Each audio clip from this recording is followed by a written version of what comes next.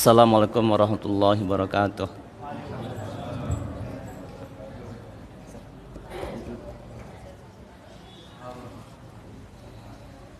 Alhamdulillahirabbil alamin.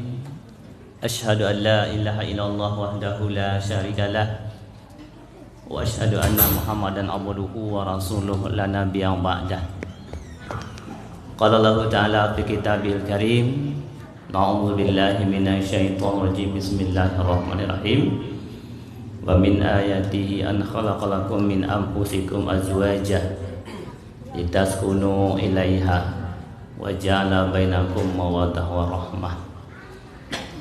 Bapak Ibu yang saya muliakan, syukur kita kepada Allah Azza wa Jalla, kemudian selamat kita kepada Nabi Muhammad sallallahu alaihi wasallam.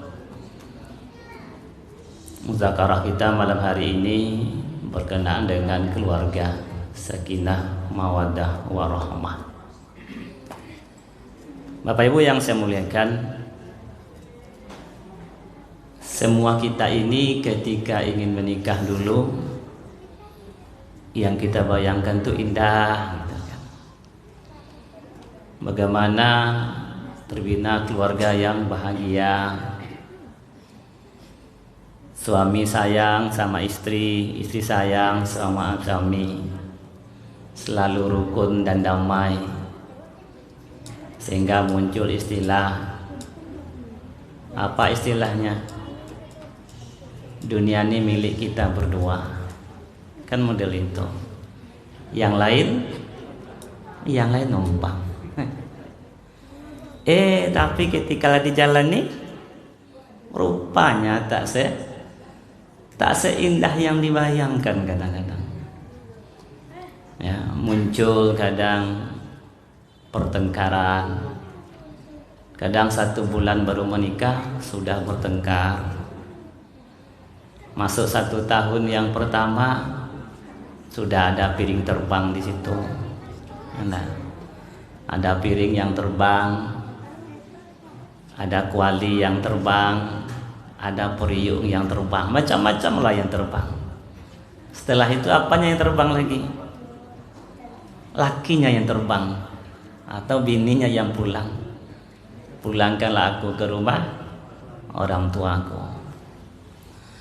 Bapak Ibu yang dimuliakan, di Pekanbaru ini saya selalu sampaikan mengutip salah seorang ustaz kita yang bertugas di Pengadilan Agama, bahwa dia sampaikan di Pekanbaru ini kasus perceraian dalam 1 bulan di atas angka 200. Betapa ironinya, Pak. Ya, kemana cita-cita dulu membangun rumah tangga yang bahagia itu? Dulu waktu menikah, Masya Allah, kebayang indah gitu. Setelah dijalani, rupanya rumit hidup ini. Nah, Bapak Ibu yang dimuliakan Allah, apanya yang salah ini? Padahal memang target yang Allah berikan kepada kita itu dijadikan kita berpasang-pasangan, ada laki-laki, ada perempuan, disatukan di dalam satu ikatan, diijab kabul, setelah itu namanya rumah tangga bahasa kitanya. Targetnya apa? Targetnya litaskunu ilaiha, agar kalian ada kedamaian ketika telah disatukan, sebagaimana keinginan dahulu gitu. Ada kebahagiaan gitu. Ada kenikmatan hidup setelah disatukan. Ya. Nah, Bapak Ibu yang dimuliakan Allah, jadi ukuran kebahagiaan berumah tangga itu apa sebetulnya? Kalaulah boleh kita sama-sama mereka-reka, siapa yang paling bahagia hidup di dunia ini? Ya, siapa yang paling bahagia? Yang paling bahagia hidup di dunia ini Nabi Rasulullah SAW bersama keluarga. Tapi apa yang ada di rumahnya? Ya. Nabi itu selama 2 bulan ada yang makannya susah sekali, hanya bertahan kurma air putih. Apa yang susah kita untuk makan gitu? Rumah Nabi itu Masya Allah. Makanya ketika Nabi nak sholat malam, digeser kaki Aisyah dulu. Begitu kecilnya rumah Nabi. Rumah kita bagaimana? Tapi apanya yang hilang gitu. Begitu juga dengan Khadijah dan Anha waktu bersama Khadijah. Toh justru pada akhirnya dikabarkan bahwa ketika Khadijah meninggal itu ada 84 tambalan di baju Khadijah itu. Tapi apa kita berani mengatakan mereka ini orang yang menderita? Kalau menderita fisik iya gitu kan. Nah, Bapak Ibu yang dimuliakan Allah, inilah yang nak mesti kita cerminkan bahwa DP surga akhirat itu di mana? Di rumah gitu. Waliman khafa maqama rabbih jannatan. Allah jadikan bagi orang-orang yang takut kepada Allah itu 2 surga. Di akhirat 1, di dunia 1 kata ulama.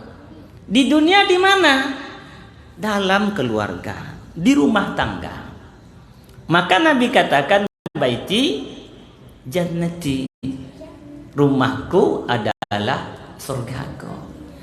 Nah, karena Nabi yang mengatakan di rumah ada surga, tentu kita merujuk apa yang dia lakukan. Nah, coba kita tengok apa yang dipraktekkan Nabi dan keluarga dan para sahabat. Walaupun dia itu fisiknya menderita, kalau penderitaan fisik belum apa-apa kok kita dibandingkan dengan zaman Nabi dan para sahabat. Ya, kapan kita yang kelaparan? Coba yang dalam masjid ini kapan kelaparan? Ada enggak kelaparan? Hah? Kelaparan paling menjelang berbuka aja, habis itu kekenyangan. Enak. Menjelang berbuka karena puasa kelaparan Pak, habis itu kekenyangan. Sampai di sini ha. Nah, kan sering kita bilang kan. Kalau Nabi bukannya 3 kurma air putih, kalau kita 10 kurma piaman salalawa. Enak, 10 pula kurma bengkinang, onde-ondel. Ya. Lalu apa sebetulnya yang menjadi kelebihan bagi Nabi dan keluarga dan para sahabat? Azas dalam berkeluarga itu yang ditampakkan oleh kehidupan Nabi, keluarga beliau dan para sahabat khususnya adalah ketaatan kepada Allah. Ini azasnya. Ya, azasnya itu ketaatan gitu. Maka Allah katakan man amila solihan min zakari aw unsa falanuhyiyannahu hayatan thayyibah. Siapa yang beramal soleh, ya, man amila solihan min zakari aw unsa wa huwa mu'min. Siapa yang beramal soleh, laki-laki dan perempuan, dan dia adalah orang yang beriman. Habis itu apa janjinya? Allah berikan dia kehidupan yang baik. Kehidupan yang baik itu kapan didapat? Ada laki-laki, ada perempuan. Ngapain mereka ini laki perempuan ini punya amal soleh yang didasarkan dengan keimanan? Maka Allah berikan dia hayatan thayyibah, kehidupan yang baik. Apakah kehidupan yang baik itu tak pernah sakit? Bukan. Apakah kehidupan yang baik itu selalu bergelimang harta? Tidak juga. Lalu apa ukuran kehidupan yang baik? Itu dia. Ketika mendapat, alhamdulillah, syukur. Ketika tidak ada, dia sabar. Nah, Bapak Ibu yang dimuliakan Allah, jadi ketaatan ini adalah azas bagi berkeluarga. Maka Nabi katakan rumah yang tidak ada amalan dalam rumah itu, makanya ta'obah antara orang hidup dan orang yang mati. Ya, apa orang hidup? Dia bisa bergerak, dia bisa kemana-mana, dia bisa berkarya. Kalau orang mati, tidak apa-apa, tidak ada nilai. Wala taj'alum buyutakum maqabir, jangan kalian jadikan rumah kalian seperti kuburan, gersang. Nah, Waja'ala bainakum mawaddah wa rahmah, kata Allah. Aku jadikan kasih sayang di antara kalian itu. Antara suami istri, antara anak itu ada kasih sayang. Kapan kasih sayang itu muncul? Ketika ada ketaatan. Ketika seseorang suami dia taat, istri dia taat, suami soleh, istri solehah, bahasa adalah bahasa yang indah. Maka dia panggil apa? Yayang beb umpama. Kamu adalah itu. Adinda, istriku sayang, kata suaminya. Tapi kalau sudah hilang ketaatan, ya, ketika sudah hilang ketaatan dalam diri pasangan tadi itu, Allah cabut kasih sayang itu. Ini yang perlu kita ingat. Ketika ketaatan kepada Allah sudah hilang, maka Allah cabut kasih sayang. Sehingga yang muncul apa? Bahasa-bahasa kasar. Dulu ketika kesandung kaki, hati-hati dek, nanti jatuh. Ketika hilang ketaatan, 5 orang taruh mata kau, katanya itu yang lain. Habis bahasa, tidak ada lagi bahasa indah. Ketika ada ketaatan, ada kesolehan bagi seorang suami, dia tanggung jawab dunia akhirat kok. Tanggung jawab dunia akhirat, dia sadar. Sehingga tanggung jawab dipenuhi. Apa tanggung jawabnya? Zohir batinnya. Zohirnya sandang papan pangan. Terus ya, rumah, makan, pakaian, dia tahu itu tanggung jawab dia. Sehingga bagaimanapun juga dia mesti wujudkan. Karena itu pertanggungjawaban dia kepada Allah. Ya, dia akan berikan tanggung jawab batinnya, apa? Agamanya. Dia tahu anak istri itu nanti akan menuntutnya di akhirat gitu. Maka dia mesti wujudkan agama.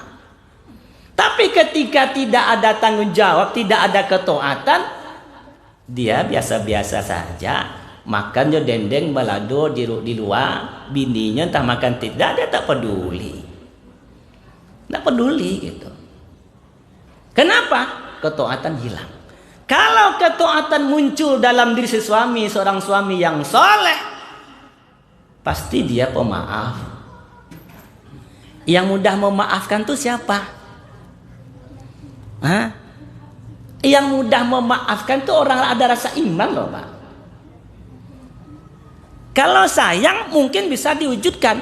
Itu pun dalam bentuk materi. Tapi kapan? Ketika senyum sama senyum. Tapi ketika dalam keadaan pailit segala macam, munculkah kasih sayang? Adakah kesabaran? Adakah bahasa yang indah? Ini kadang-kadang yang mesti kita perhatikan gitu. Ya.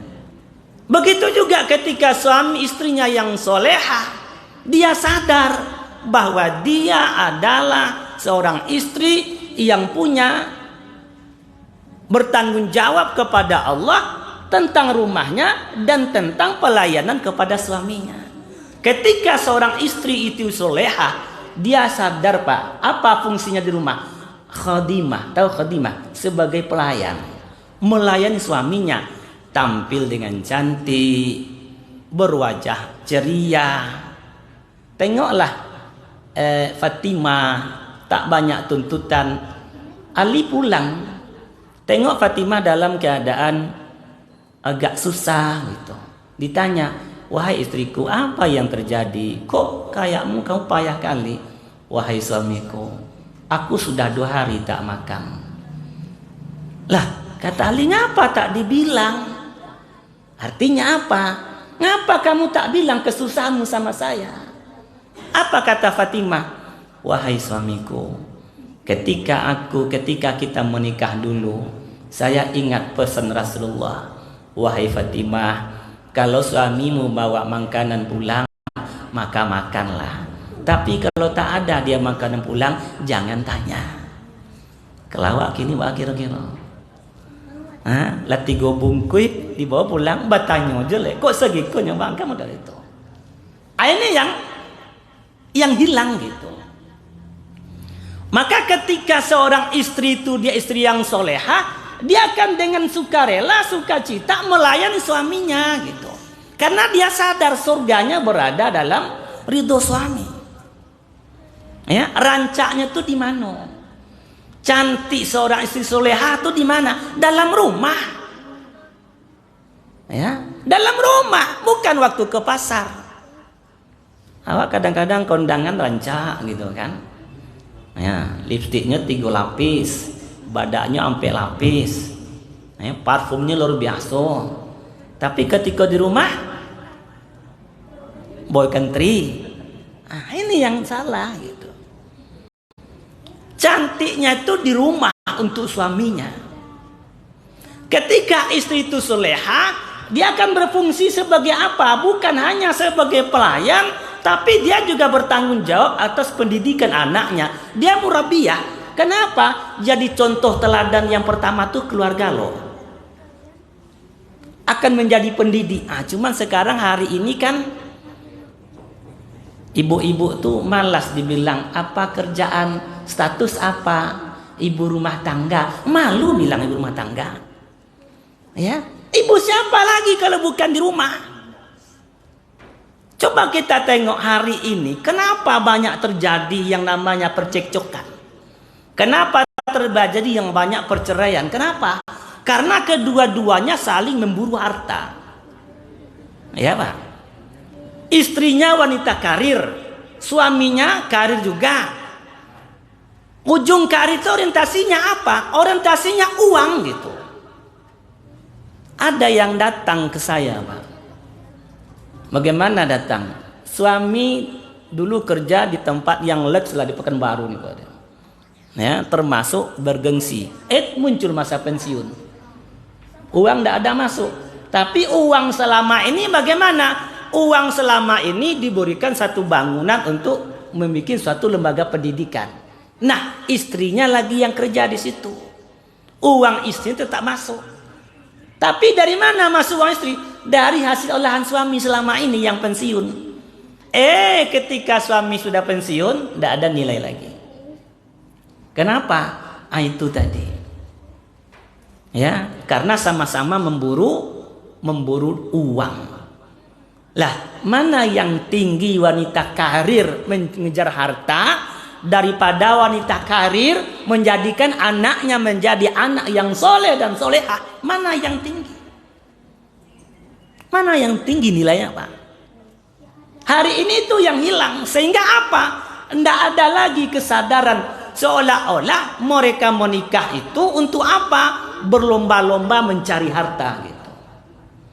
Padahal Allah katakan apa?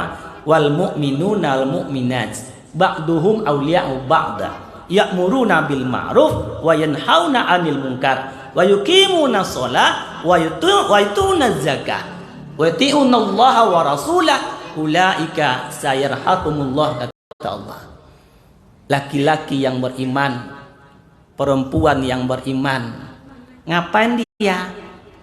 Ya, laki-laki beriman tuh ngapa dengan perempuan yang terkhusus kepada suami istri? Ya'muruna bil ma'ruf wa yanhauna 'anil munkar. Mereka saling bekerja sama. Ya. Saling topang menopang, saling bekerja sama. Ngapain?